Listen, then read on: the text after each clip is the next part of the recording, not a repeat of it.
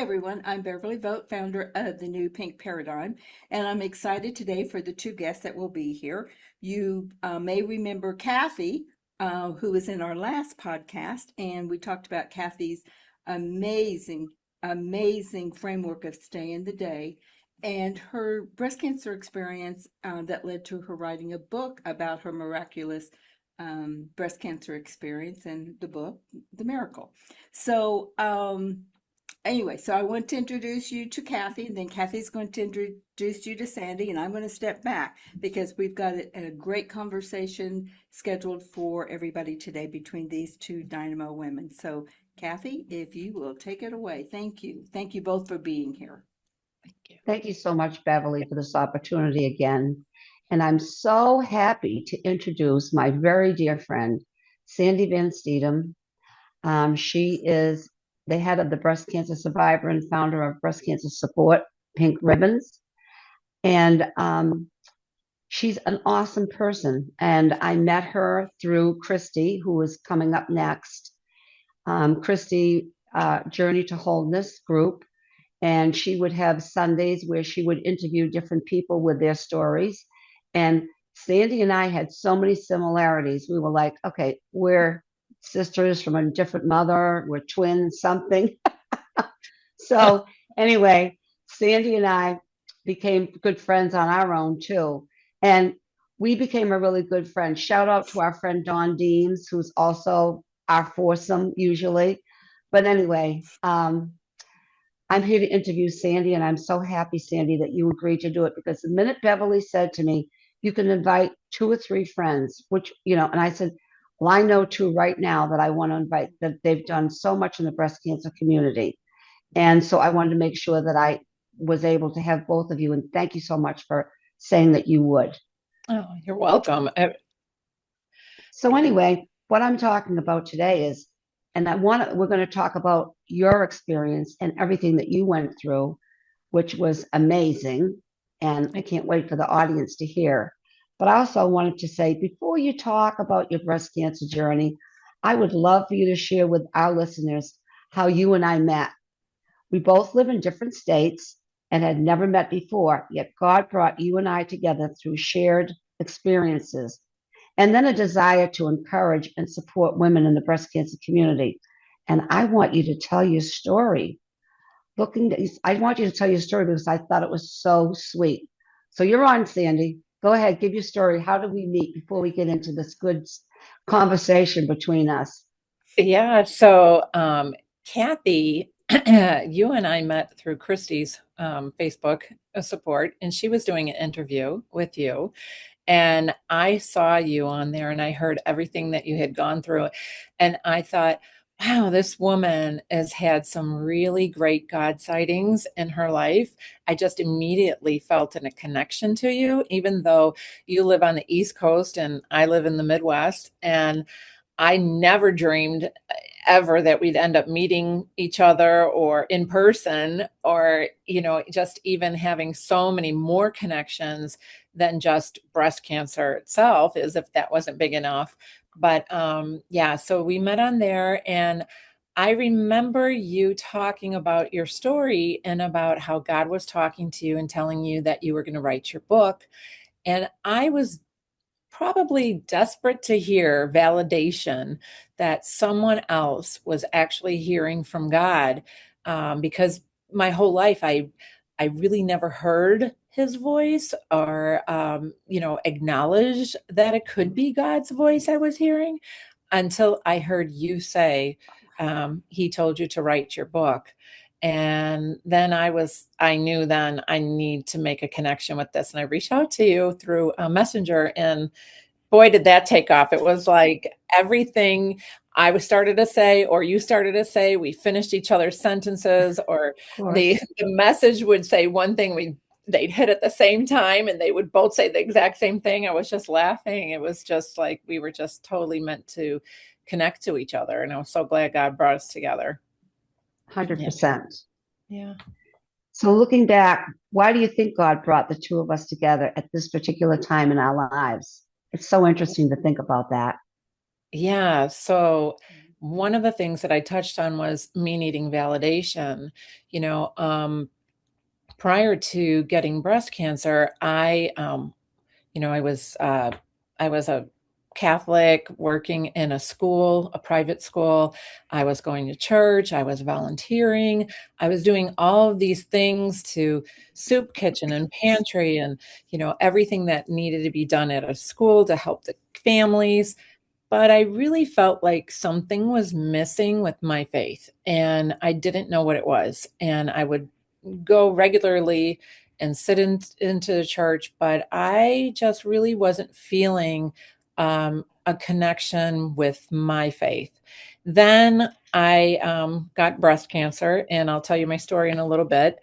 And then I had some, I don't want to say doubts, but I needed, I guess I'm kind of like Thomas, you know. I know that these things happen, but I also need like another person to just tell me one more time, you know, yes, that it was absolutely what happened to you. It Mhm. was, you know, it was from God, and you know, you need to accept that. And I would say, "Oh, I know it was from God, but but and then when I met you, I knew that from what your story and how much God connected to you in your life, that He was speaking literally to me to tell me, Sandy, strengthen your belief, just strengthen your belief, because I'm doing all of this, all these good works in you. And I know that was a very big reason why I met you. And I love that, we met like that. And we got on the phone that night and talked forever. We had everything in common. But you only met me, we only talked, once or twice. And then just take the people back to that little story about when you went to the Grand Canyon, if you can sum up that, because that is a beautiful connection between you and I. Right. So God was talking to me about writing prayers, you know, during my breast cancer journey. And I was doing all of that. And I was thinking, you know, I think that He wants me to put these prayers in a compilation and make, you know, a little booklet or something that maybe at a Mhm. doctor's office, whatever. And I just never was getting around to it. I was putting the prayers into my computer and I was kind of keeping track of them, but I was not going far enough to actually, you know, think about how to get it published and taking the next big steps. And I went to the Grand Canyon with my sister on a vacation, and I got altitude sickness, and they put me on oxygen and it wasn't enough. So they had to transfer me to a hospital, and they had to bring me up 6,000 more feet from where I was by ambulance. So they had me on oxygen in the ambulance, but the ride was an hour long, and I had to transfer through three different ambulances in the middle of the night. So they would drive like 30 minutes, then transfer me into another ambulance, put me back on oxygen, then drive again, then transfer again till I finally got to the emergency room. And while I was in that ride, it was the middle of the night. I was going down these roads, just having to breathe. And the first person I thought of was you, and, you know, your asthmatic childhood. And I just knew in that moment what it was like to not breathe. I can't get air. Kathy, I need Kathy right now. And I didn't no idea if you would be awake for sure or not, but I had my phone with me. I had the oxygen on, and I was just started texting you, and you answered me. And I was like, please, I need you to pray for me. I need you to get me through this. I can't breathe. And you kept me centered, faith first, spiritually aligned. Just you talked me through the whole thing. We were texting the whole time I got to hospital, and you stayed awake with me the entire night. And they discharged me off of oxygen, and I had to go down an elevation to get under 4,000 feet. So now I was at close to 8 or 9,000. And the guy, they didn't have anyone to drive me. And it was like 2 or 3 o'clock in the morning, and I got an Uber driver to drive me. And while I'm in the car, I was so scared to get in this car with this guy I didn't know. It's pitch dark outside and I can't breathe still. And now I have no oxygen. I'm better, but my O2 saturation was like 80 something. I was like, I think I need a ventilator. I was so just trying really hard to breathe and talk. And I got in the car and I told you where I was, and you stayed with me the entire time, talked me down through everything. And as soon as I got right under the 4,000 feet threshold, all of a sudden I could hold a conversation and I could breathe and talk at the same time. And the driver noticed that, and he said, hey, I noticed that I can hear you breathing and talking, normally. We're almost there. I'm going to check you into a hotel and you're going to be okay. And I was, but I wouldn't have had you if I didn't connect with you through Correct. seeing you with the breast cancer and going through all of that. Correct. And I wouldn't have thought of you either if you hadn't had your asthmatic experience as a child and how God came through to you with all of that. So it's just funny how when you look back in retrospect and you see the timeline of how you meet people and what was going on in my life versus what was going on in yours, how I absolutely can see how they both aligned for that moment, just for that Right. for that moment for me, Right. which was pretty much half the night. So yeah, that was Yeah, it was really a beautiful experience, not for you, I'm sure, but in the end, it cemented us as friends forever. yeah. Because And then not only that, but then I thought of what you had done, and I said, I have to go home and I have to put all these prayers in a booklet format.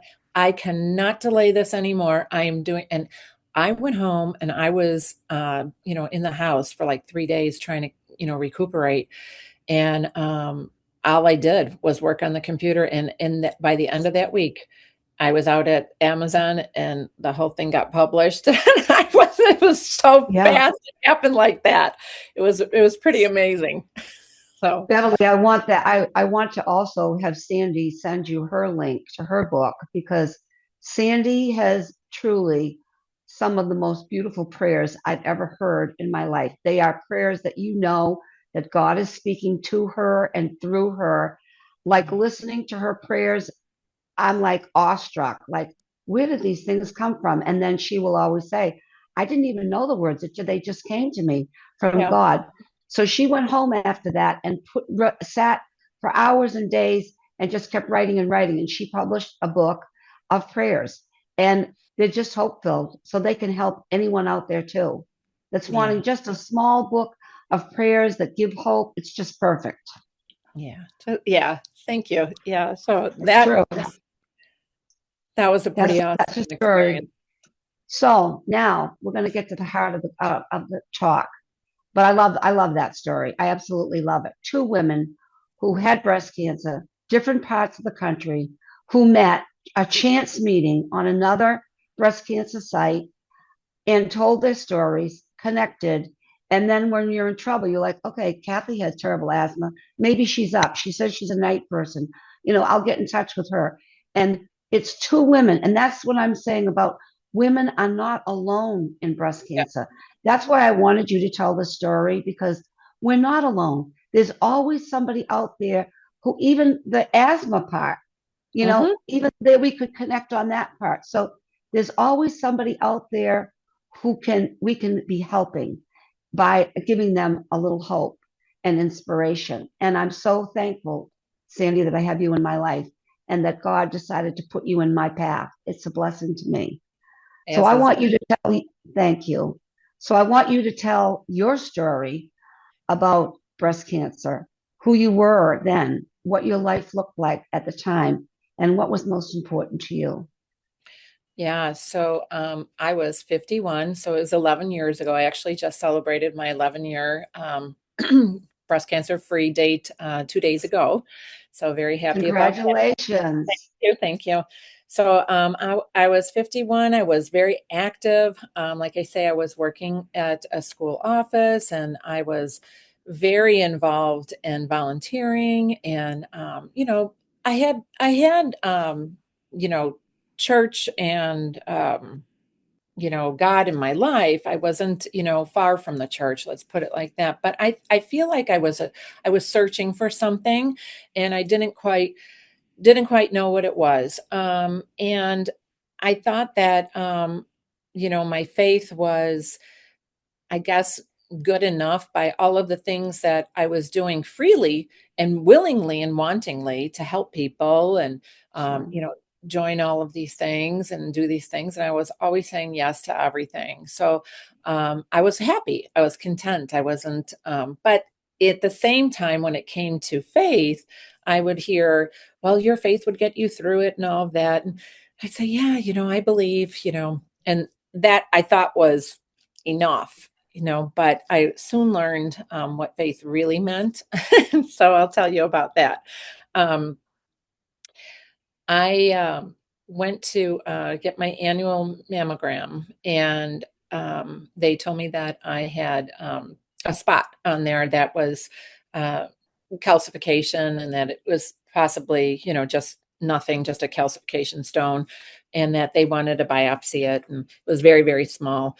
And so they did that, and it turned out that it was invasive intraductal breast cancer.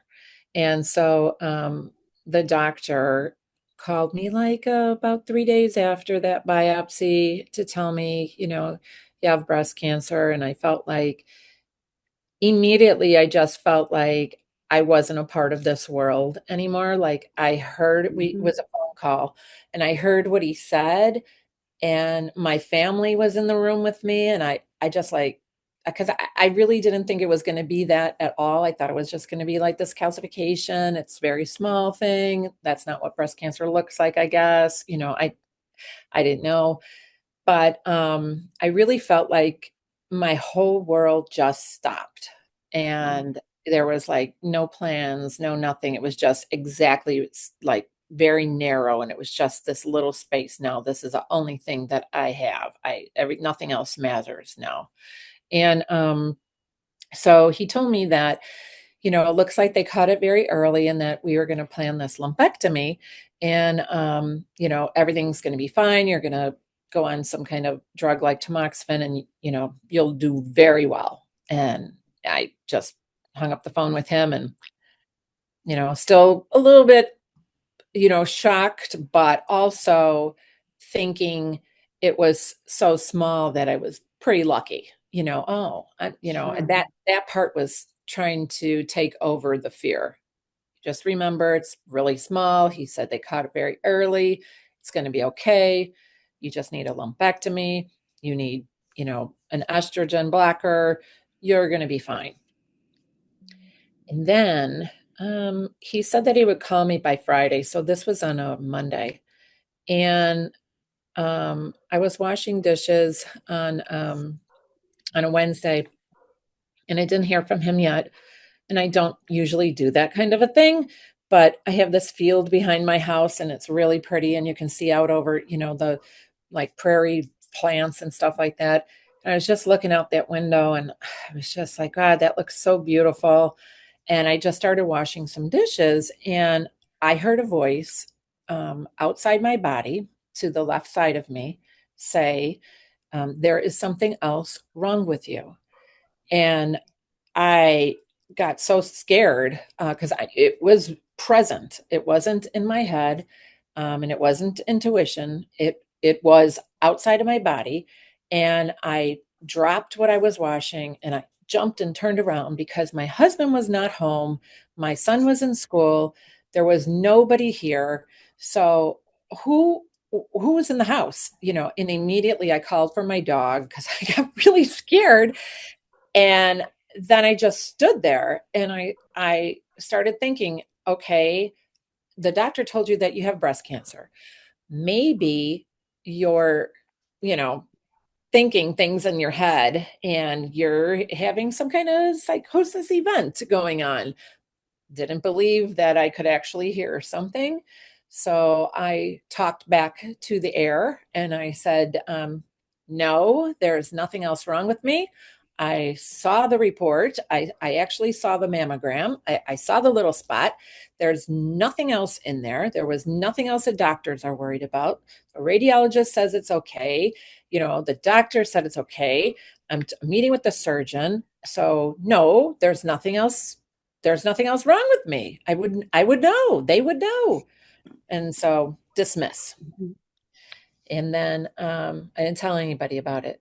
And then the next day, I was in the laundry room and I was folding clothes. And again, my husband was taking a shower. My son was not home. And I was folding clothes in the laundry room. And I reached into the dryer to just pull something out. And I heard louder, "There's something else wrong with you," like that. It was a deeper voice and it was louder than it was in the kitchen. And I got very spooked and dropped everything again and turned around. And I'm like, there is nothing else wrong with me. Sandy, there was a mirror in the laundry room, and I looked at my face in there and I said, "There's nothing else wrong with you. Stop thinking these things." I thought I was literally losing it. And then I folded all my clothes. I didn't tell anybody what happened. Friday came. I'm waiting for the doctor to call. He's not calling. I told my husband, you know what? I don't know if he's calling this week. It's probably going to happen, next week he'll call. So I'm going to go take a shower. It's now it's after office hours. So I missed whatever. He didn't call today. So I went upstairs to go in the shower and I just turned the water on and I was cleaning up stuff in the bathroom, getting towels and stuff. And I just shut the bathroom door and I was going to get myself changed to go into the shower. And I heard it again. And this time it was so loud. Oh, I just get chills every time I tell it.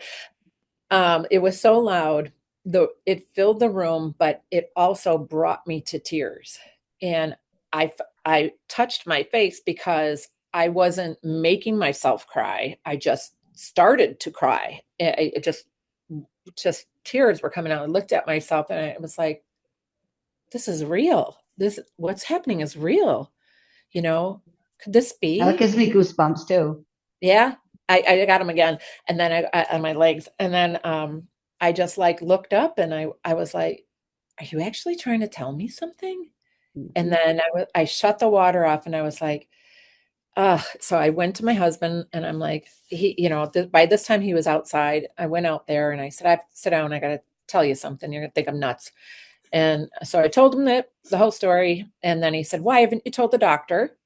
And I said, because the same reason why I didn't tell you. I said, he's probably going to think I'm going crazy or something. I said, I've never experienced anything like this before. I've never had, divineness, God, angels, anything talk to me with words. If I see a butterfly, I think that could be my mom, stuff like that. Right. But not a voice, and a voice I can understand. And I just couldn't believe it. So he said, you're calling him now. And so I did. I called him and it was going on 9 o'clock at this point. And I paged him. He called me back at 11. And I I tried to start telling him this long story. And he said, just get to the point. So I said, well, I heard a voice tell me that there's something else wrong with me. And he said, okay. He said, I'm going to call you back in a few minutes. He's like, but hold your thought. I'll call you right back. And he hung up the phone so abruptly that I thought, oh, this is bad. This is so bad. Why did he get off the phone so fast? And my husband was like, well, maybe there's an emergency. I said, he's probably calling some other doctor to call me and put me on something. I'm going crazy. So he called me back pretty late. And he said, Sandy, he said, I want you to go in on Monday morning, 3 a.m. The MRI department's going to open for you. He's like, we are packed with appointments.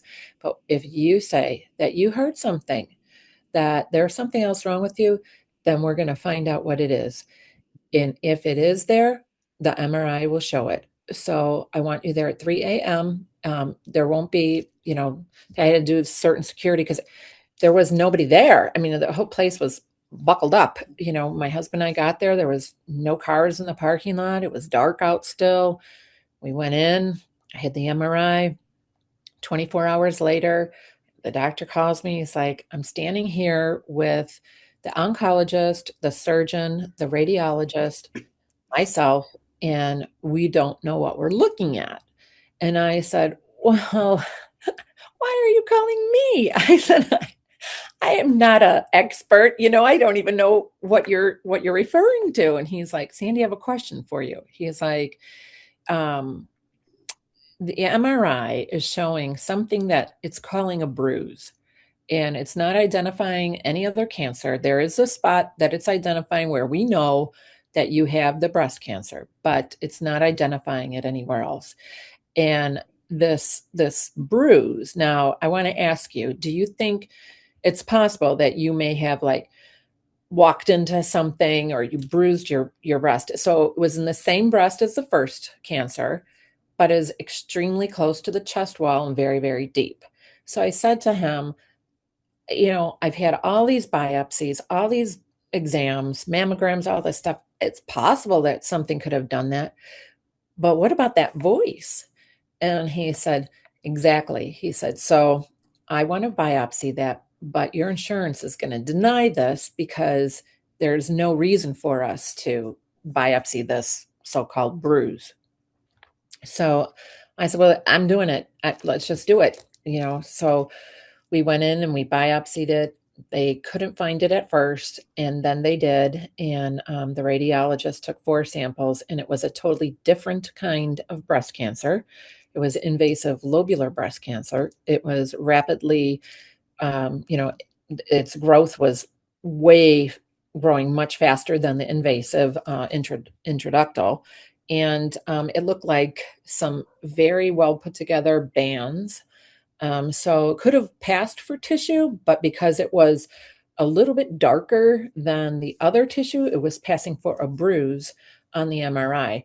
And it was very close, millimeters away from my chest wall. And now I had 2 different types of breast cancer in the same breast, and a panel of 12 different doctors trying to decide what's the best treatment options for me, chemotherapies, what kind would work the best for both of these cancers, and what were the next steps going to be. And they invited me on a speakerphone to one of the one of the meetings, and I'm like, I'm going to make this very easy for you. I'm just going for a double mastectomy, and that surgeon over there, he's going to do it. And I kind of just fell right into the plan because I knew that if I had that much wrong with one of my breasts, I didn't know what was going to be lurking in the other one that they couldn't see.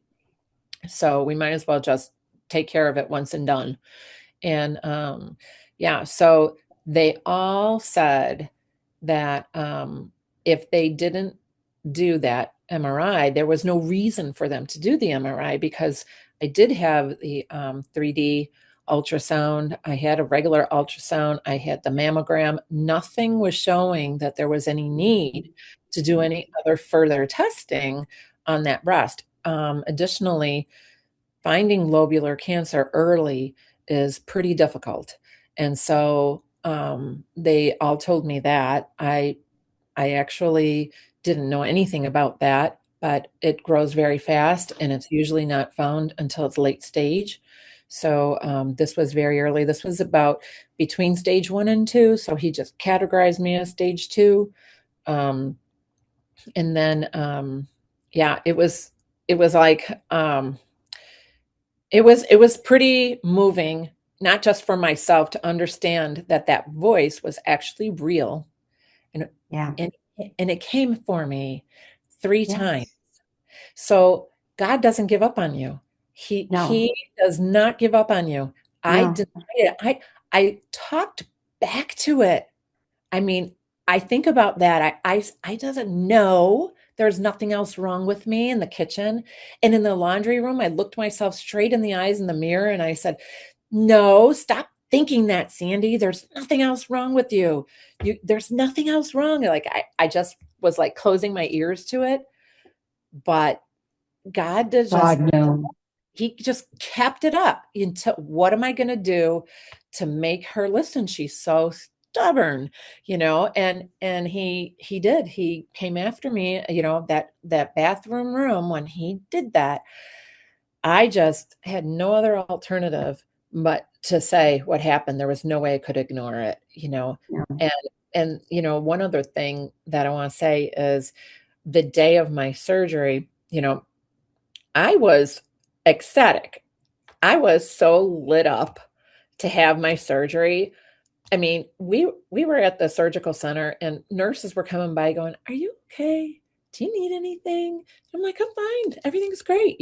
I'm here to actually have a double mastectomy, and I have this loaded breast with cancer, and I'm going to have chemotherapy after that. And I was smiling. We actually took a selfie, my husband and I, because I was so happy to get that day done. And I knew that God brought me to it. A And so 100%. I said to him out loud, "Okay, well, obviously this is it. I don't know what's going to come into my rest of my life, but I'm going to listen to you. I'm going to listen to you. And if you have nothing else to say, I'm going to trust this whole process that you're saving my life for something. I don't need to know what it is, but you're just saving my life." And the day that I had the surgery, all that, I went down to have the lymph node first when they inject the blue dye into your body to see if there's, cancer in your lymph nodes. And then after that, take you to the surgical suite. When they took me down there, so it's kind of like a CT scan room, and I was laying on the bed and I kind of had the head up a little bit, and they push me in, and I turn and there's this long wall, and against the wall are all these people, these medical personnel that at some point I met, whether they were in the mammogram suite or the radiologist for the first ultrasound, the second ultrasound, the guy that was there that told me, this is the way that you need to come for the stereotactic, the oncologist, physician assistant, the nurses, the clinical support technicians. There was at least 10 people standing there, and they all had their hands in front of them. And, I just looked and I'm like, "Why are you all here?" And they said, "Because we want to be a part of this." Like, they believed my story. It was just Wonderful. forming. And it was just forming at that time. Like, that was big. It gives me the There chills were, too. there were other things that were going to happen to me along the way, but they all believed, and they were all validating. And I was like, I just couldn't even believe it. I was just like, wow. And that made me feel like, yes, this is it. I know that I'm in his care. So whatever's going to happen, I'm just going to have to learn how to listen and trust. Listen. It's so beautiful. So, So, that is such a beautiful story. How did you manage those first days and weeks after your diagnosis, Sandy? yeah. So that was, even though all of that, the diagnosing, and I knew that God had hurt, I finally accepted all of that. I went out onto my deck one day very early on, and I would go out there and I'd have my lawn chair out, and there was like uh, I don't know, what is that, like a velour blanket. I know this was summer, and I would sit in the chair and I would put the blanket over my head, and I would just bring my legs up and I'd just cry. I would just cry with this blanket over my head. And then it would be out there. I don't even know how long I was out there. And then I finally breathe it in, and I come in, I go back outside and do the same thing. So I was doing this every single day, waiting for like my surgical date, and just crying, mourning, I guess it was. Sure, And I finally went out there one day, and I kind of was just kind of like, it was like a matter of factly, like, "Oh, just put the blanket over there, get the chair over here. Now let's sit down and now let's start crying again." It was getting to be like that. sure. And I sat like that. I put the blanket over me, and I'm under this blanket. And I'm like, I have no more tears. And I took the blanket off and I was like, I have no more tears. I can't cry about this anymore. I just need to face this, you know? And I stood up and looked out over this prairie area over my deck, and I looked up at the sky and it was so blue. It was beautiful. There were some puffy white clouds up there. And I just said, okay, God, I'm all yours. Whatever you want me to do, I can do. I said, just promise me one thing. And I pointed my finger up. I can't wait till the day I die and God, I'm going to be like, okay, do you forgive me for pointing my finger at you? But I pointed my finger and I said, just promise me one thing, that you won't leave me, that you'll stay with me through this whole process, because I cannot do this alone and I'm going to need you. And that was all I said.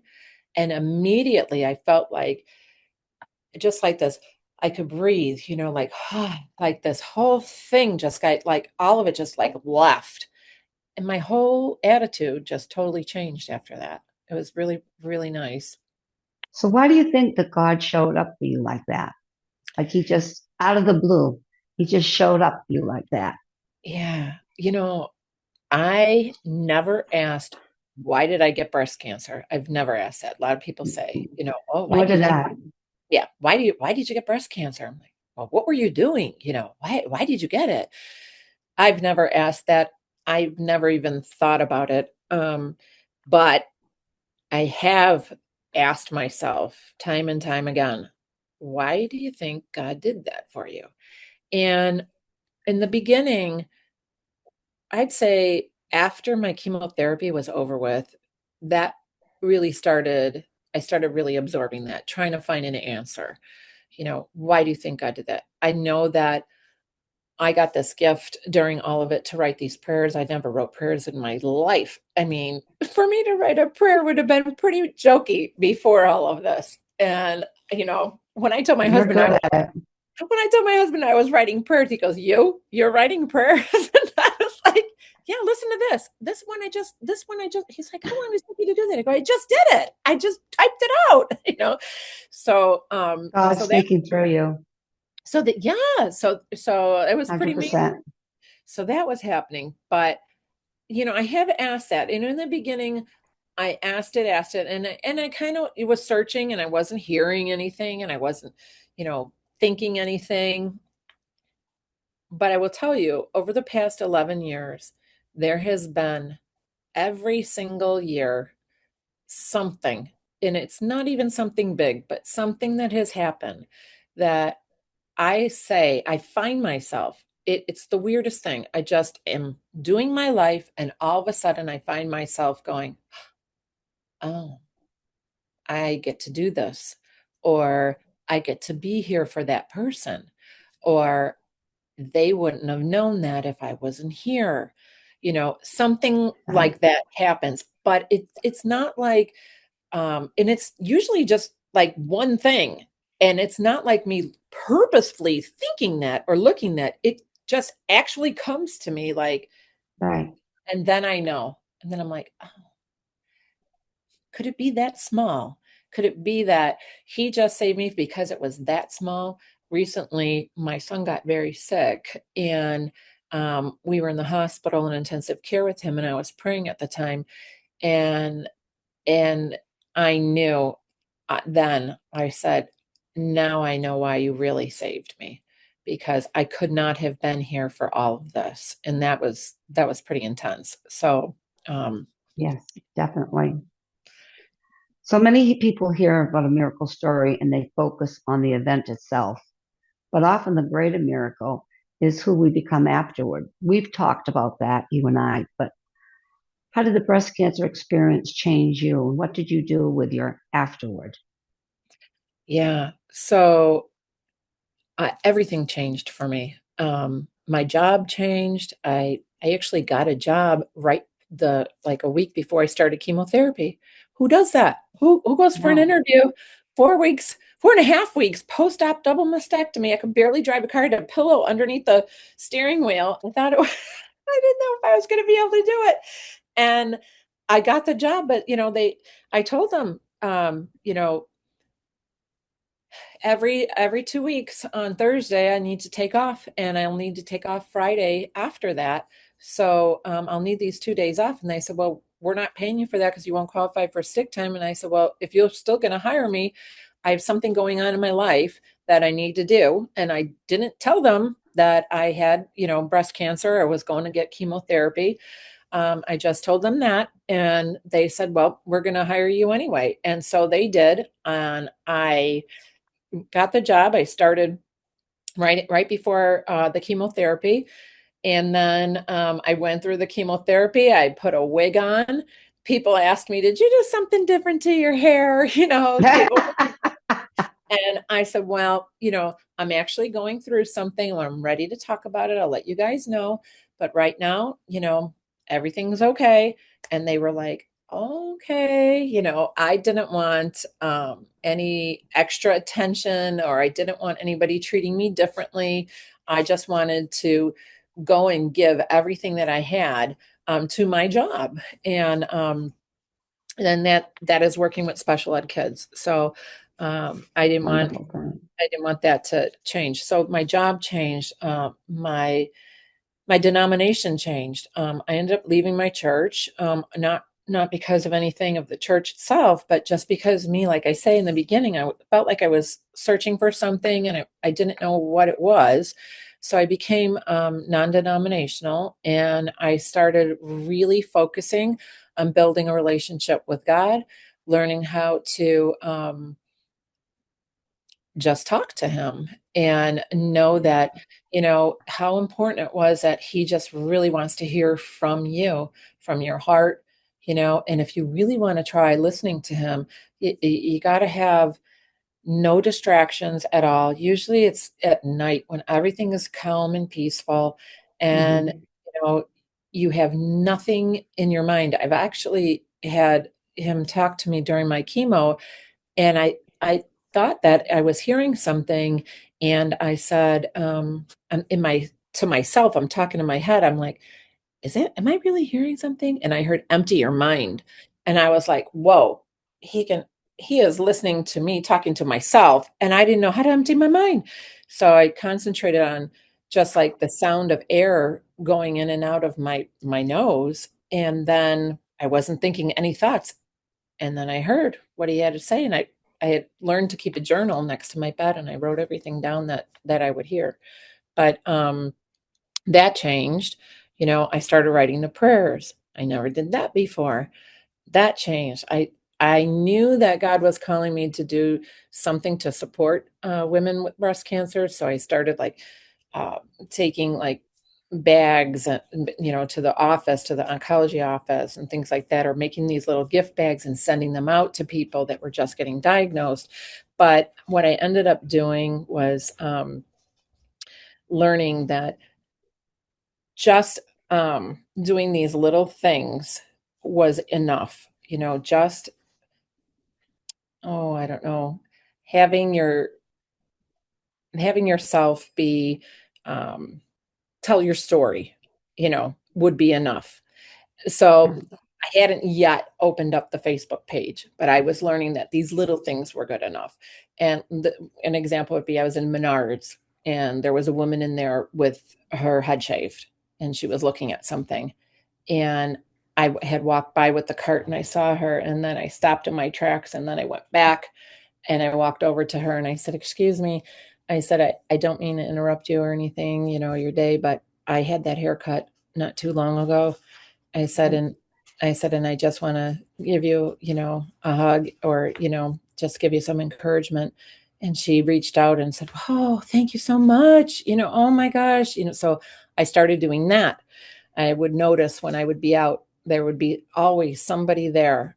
And I had not noticed people before. I would just walk right past them. But now I was going up to them and talking to them. And then I finally had enough pokes on my shoulder to open up the Facebook page. So I did, and, Exactly. started meeting a So lot of people. I know, and that is a wonderful thing about breast cancer survivors touching each other's each other's lives. and telling stories. Telling our stories is what helps so many people. And that's Yeah. what it's all about. Reaching out and telling our story, seeing someone in the grocery store or a clothing store and having the courage to just say, I've had that haircut before. I mean, it's a wonderful thing that Hmm. women do for each other. So Yeah. when I ask you this, so what need did you see among women going through breast cancer that made you want to help and form your breast cancer support group? So what I noticed was when I was needing support, and I turned to social media to help me, and I was particularly in Facebook at that time, and I I was looking for a groups that where we was going to find some connection. But what I was finding in most of the groups was a lot of medical types things, explaining, I'm on this type of drug and this is what this is doing, or research Yes, says this and that says that. And I had this type of surgery, or does anybody know what this kind of surgery is like? What's a recovery for that? And I felt like I need something different. I'm not seeing a lot of like, where's the faith in here? Who's praying about all of these things? correct. So I said, I need to make my own group. And I was very nervous about doing that and put it off for at least 6 months, if not 1 year. And finally, one day I was like, I just cannot do this anymore. I need to just do this. I need to open this up because I know there are women that are going to want to talk about faith during this whole thing. And that is something that I knew that people needed because women were so, um, they were self-conscious and afraid, and I wasn't sure how many people would be open to talking about God because society today, a lot of times people aren't so willing to talk about their faith openly. Yes, So I thought there's a lot of people who believe in a lot of other things, and that's fine. But God knows He's going to come and get you no matter what. He's not going to. correct. He's going to give you all the opportunities until you finally say yes. So, and I wanted to give a platform where women could at least open up and talk about that, and they could talk about their faith fears, or they could talk about how strong their faith was for somebody else. So, yeah. That's wonderful. So how has helping others the way you've done for these years, has it transformed your own life, Sandy? Yeah, there are so many women that I can close my eyes and I can just like think of them. There are so many Sure. women that just like yourself, Kathy, Christy, Dawn, just to name there are a few little people in our group, but there are so Yeah. many other people that I know and I know the states that they live in, or that I've actually communicated with them, on Messenger, or actually called people and talk on the phone. I think all of those people don't even realize it, but they've touched my life just like Of you have, course. in so Oh, many ways. sweet. And Thank you. I can't even, I look at them and I just think to myself, God really brings you who you need, because every He single one of does. these people and so let's just say, for sake of argument, there's 300 people in a group, and, I'm talking to, let's just say, 25 of them. And that's happening through phones or messages or text or things. And all of a sudden you find yourself like, oh, that is exactly, why I need you, or that is exactly what I needed to hear today.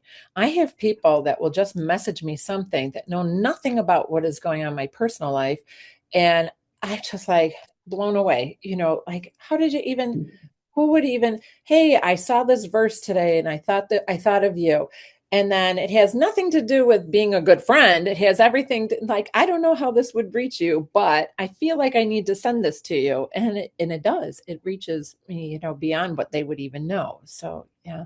It's always reciprocal. It always is. God Yeah. makes it that way. You think, oh, I'm gonna do this to help them, but in the end, they help you too. Yeah, exactly. So if you could sit across the table from a woman who was diagnosed with breast cancer today, what would you want them to know? Oh, yeah. Well, first, they're not alone. And, it's not just about the women around you that have paved the way, because, we live in 2026 right now. And it's really great timing for all the research and all the different types of treatments and things in the way that they've come with Yes, breast cancer. So, yes, it's not always a good time to get breast cancer, but there is so much more now than there were many years ago.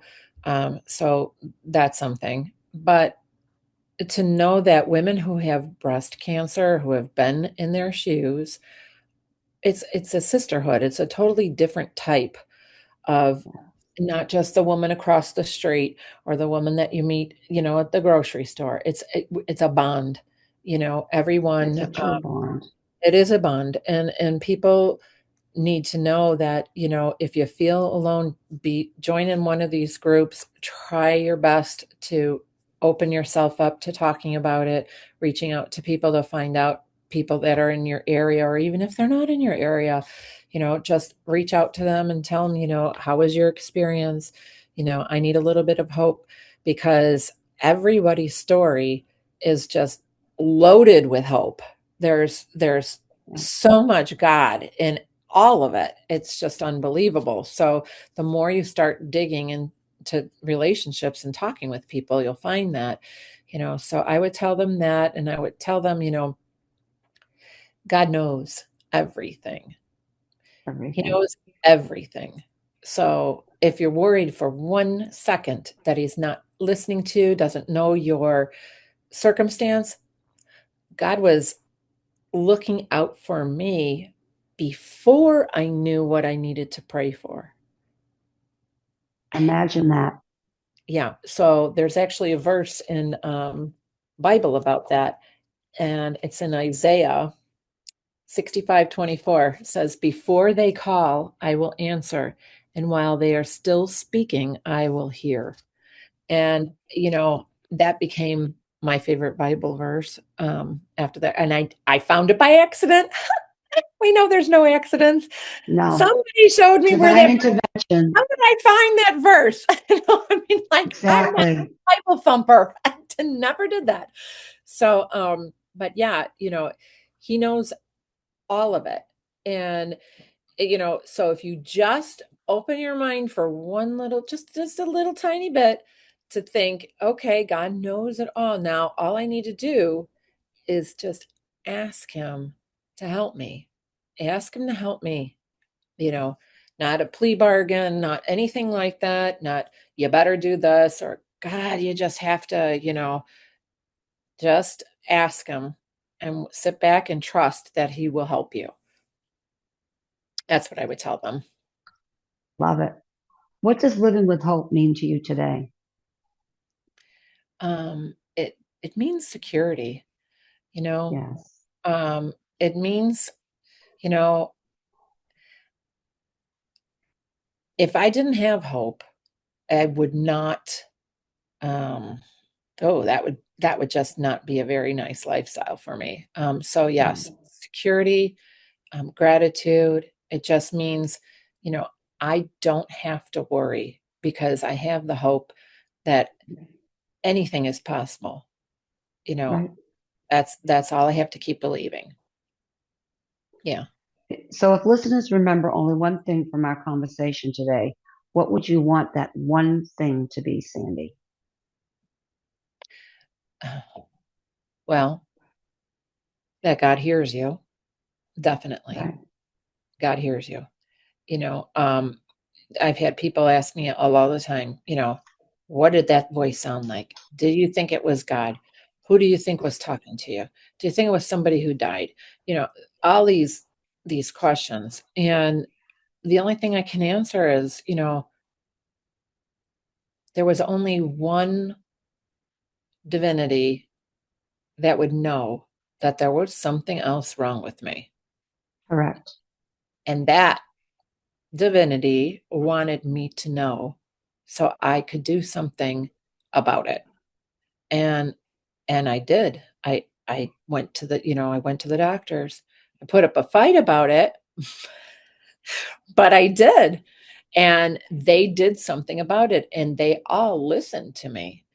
And so I would want listeners to know that just sit down in a quiet place and just talk out loud like you're talking to a friend and trust that he is hearing everything that you are saying. He knows your heart before you even the words come out. And I've had other experiences in my life since then, where I've heard him talking, and I know that I have to practice this shutting my mind off so that I can really hear what he's saying. Um, and when I do that, I've been able to hear some things, and God's wanting to communicate with you. It's just that Absolutely. people just don't know. It's not like they just don't know how. It's about being so quiet and empty in your head and allowing him to just come into to talk to you. And I'd like people to know that it's not as hard as they think to talk to him or to try to listen to him. That's beautiful. Well, Sandy, you've given us great hope and a great story. What a miraculous story you've had to share.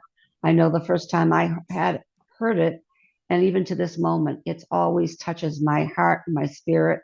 And I know it will touch other listeners today when this airs. And just so I want to say it again, you're Sandy Van Stedum. Can you give us a little information how people could get in touch with you? Yeah. So, just right through Facebook on the Messenger would be great. I have a Facebook account, so you can message me at any time. I have that open. So people do contact me all the time through there. I also have the private group, which is breast cancer support, pink ribbons. And you can just go and find that. And then there's a, you know, join the group, press the follow and join the group button, and Yes, let you right in there. The questions, there's some questions to ask, because some people, I think there's some bots out there that try to, get in, but there's some questions that you don't have to answer all of them if you just let us know that you've recently been diagnosed or you've been diagnosed a long time ago. I've had there are some people that are 30-year survivors that are in there that are so encouraging to a lot of people who just it's newly get wonderful. that they're like, "I'm so grateful to hear that you're still here 30 years later." Right. Yeah, it's very encouraging. So sure, that would be the best way. Well, Sandy, you've been an angel in so many people's lives since I've known you. You've touched so many lives out there. So God gave you that wonderful afterwards too. And you're doing it every day, reaching people. I know I'm in the breast cancer community a lot and I see your messages everywhere. So know you are helping so many people and have touched so many lives. I love you, Sandy Van Stedum. Oh, Keep up the thanks. good work. Keep up the Uh, good work. And thank love you you for being too. here today. I wish we did this all in person. That would be so great. Nice I big hug. know. Exactly. Yeah, thank you so much. Well, ladies, this has been absolutely beautiful. Oh, thank you. So beautiful. And I think there's just so many layers in your story that it's magical. And that magic is Very. available to Yeah. all of us. And Yes. so thank you for showing this in living real time. Thank Um, you. Yes. wow. And saying it so beautifully. And just thank you. Well, I want to thank you, Beverly, for giving me the platform to tell the story because I have told it, on different places, but the more I tell it, it just reaches more people, and Right. I'm just so Right. grateful. So thank you so much. Absolutely. Well, we'll be putting the links and all of this that we've talked about, so it's accessible for people. And I will get to this sent out to everybody. But thank you both, Sandy, Kathy. This has been incredible, incredible blessing for me. It's why I do what I do, because it touches my life so deeply. But thank you both. Thank you for sharing your faith, and for sharing your living hope. So thank you both. Have a blessed day. Thank you. You too as well. You too. Thank you.